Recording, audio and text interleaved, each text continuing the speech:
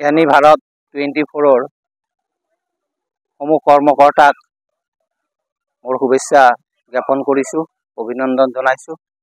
আজিৰে আমাৰ শুভ এই মাঘ মাহৰ শেষৰ দিনটোত অনুষ্ঠিত কৰা মহাবিষ্ণু পূজা সমাধিকৃত এই অনুষ্ঠানটি ৰাইজৰ মাজত আগবঢ়াই নি পৰিচিত কৰি দিয়াৰ বাবে আমাৰ এই মাঘ মাহৰ শেষৰ দিনটোত এই উৎসৱটি পালন কৰা হয়। আমাৰ এই মন্দিৰটো হ'ল শ্ৰী শ্ৰী গোপাল কৃষ্ণ মন্দিৰ।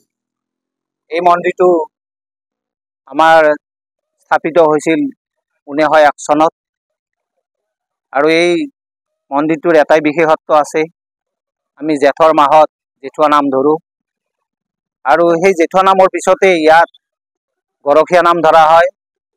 আমি প্ৰায় 6-7 থোক কলেৰে কেঁচা ভোগ বনাওঁ, যিটো আমি গোপাল ভোগ বুলি কওঁ, আৰু তাত বহুত ভক্তপ্ৰাণ লোকৰ সমাগম হয় আৰু অতি আনন্দৰে আমি গৰখীয়া উৎসৱটো পালন কৰোঁ। আৰু মাঘ মাহৰ এই 30 তাৰিখৰ আৰু শেষৰ দিনটোত আমি এই উৎসৱটো গোটেই আমাৰ বৈশ্যখাল ৰাইজ গৈ ৰহে আমাৰ সংস্থাৰৰ মানে ৰাইজক লৈ আজিৰ এই সমাধিকৃত মহাবিষ্ণু পূজা অৰ্চনা কৰোঁ। আৰু এই অনুষ্ঠানটোত আমি ৰাতিপুৱাৰ পৰাই উদযাপন কৰা হয় হৰিনাম কীৰ্তন আদিৰে। আজিও ঠিক তেনেদৰে আমাৰ ইয়াত ছোৱালী নাম আছে। 4 বজাৰ পৰা কবিতা বৰুৱাই ইয়াত নাম পৰিৱেশন কৰিব তেওঁলোকে, আৰু নাম পৰিৱেশনৰ পিছতেই ৰাতিৰ ভাগত আমাৰ এই অনুষ্ঠানটি সমাপন হ'ব। আজি ইয়াত প্ৰায় 6-7 হাজাৰ মান ভক্ত সমাগম হৈছে আৰু ভক্তৰ সমাগম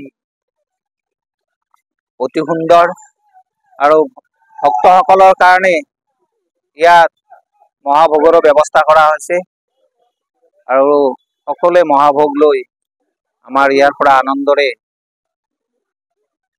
আমাক উৎসাহিত কৰাৰ বাবে আমি নথৈ আনন্দিত। শৰীৰৰ যিকোনো অসুবিধাৰ সন্মুখীন হৈছে নেকি আপুনি? শাৰীৰিক সমস্যাৰ প্ৰতিকাৰ কেৱল আমি দিম। অভিজ্ঞ চিকিৎসকে দিব সুপৰামৰ্শ। প্ৰতি সপ্তাহত থাকিব বিভিন্ন ৰোগৰ বিশেষজ্ঞ চিকিৎসক। চাবলৈ নাপাহৰিব এনি ভাৰত 24ৰ বিশেষ অনুষ্ঠান স্বাস্থ্য বিশেষ।